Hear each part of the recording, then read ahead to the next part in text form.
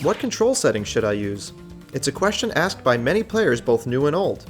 I'm G5 Cosmos, and I'm going to show you how to set your controls properly. So there are no wrong control schemes, and you'll find that many top players use completely different settings and controllers, but it's important that your layout allows you to perform every basic action in competitive gameplay. The simplest way to achieve this is to look at all of the game's inputs: attack, special, jump, shield, and grab, even though grab is actually just attack plus shield, and you want a control scheme that allows you to input any two of these inputs at the same time, and thus immediately after or before each other as well. This means that each input must be either adjacent to the other on the face buttons, or accessible as a shoulder button, or via the stick in the case of jump. The default layout on both the GameCube and Pro Controller, and by the way you should only be using a GameCube or Pro Controller if you want to play competitively, meet the requirements to allow all of the inputs you need.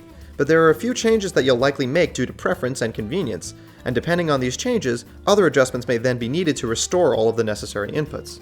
Probably the most common change is to switch your C-stick or right stick from smash attack to tilt attack.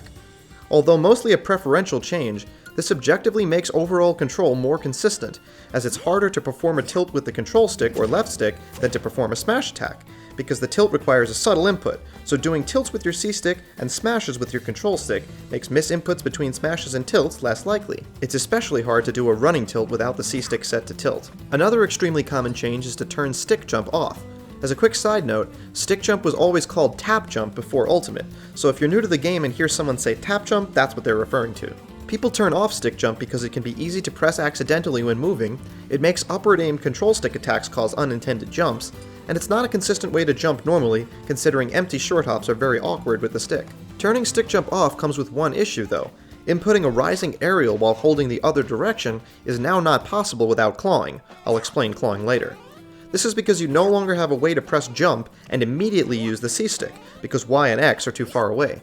The best way to solve this is to set one of your shoulder buttons to jump. Which one? Whichever you aren't already using for something else. This gives you the option to press jump and another input with two different fingers, so there's no fast finger leaping required, and you can still use your face jump buttons for any time you aren't doing another input immediately out of your jump.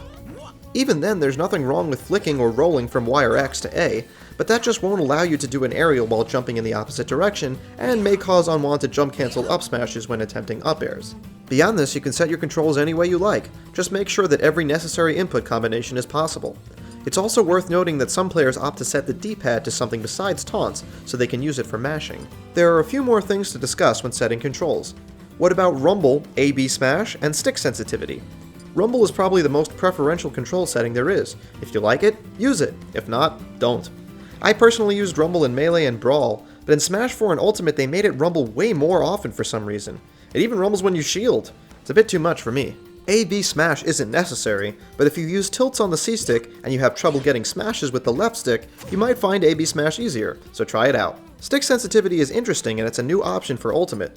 Having tested all three settings, I found it hard to really notice a difference, but theoretically any input besides walking and left stick tilts should be easier with sensitivity on high, and top players generally agree that it makes the game feel better and more responsive, so high is probably the best choice. But if you feel like you have better control of the game on another setting, then you should certainly choose what's best for you. So that covers every control setting in the game, but there are two more things to discuss to cover the topic completely. First, should Pro Controller players go wired or wireless? Well, tests have shown that for some reason, wireless actually has less input delay. For those who don't know, every controller actually has its own input delay that has nothing to do with your screen, and this averages around 5 frames varying by controller type. Despite wireless being the least laggy option for Pro Controllers, playing wireless can often result in interruptions from other Bluetooth devices, it's often banned in tournaments, and wired only has slightly more lag, so you should probably opt for wired if you plan on competing at larger events. And if you do use wireless in tournaments, make sure you always disconnect your Pro Controller. Last but not least, how should you hold your controller? I mentioned clawing earlier. Clawing is a method where fingers besides the thumbs are used to input face buttons. In Smash, this would commonly mean that the right index finger would be used for jumping with a face button, allowing for Y or X and the C-stick to be used in tandem more easily. Personally, I find clawing unnecessary, as you can simply use a different control scheme to get the same result without clawing, but it's a perfectly acceptable and effective method if you feel it suits you. Even with a standard controller grip, there is something to consider. Optimally, your fingers should be resting in proper position right above whatever button they're used to press.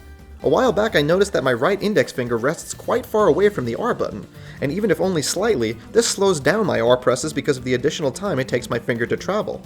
I've been playing Smash too long to correct such a weird trivial habit as this, but newer players should aim to hold the controller optimally and relaxed as well. Wow, I didn't expect to have this much to say about controls, but there really is a lot of relevant info to share.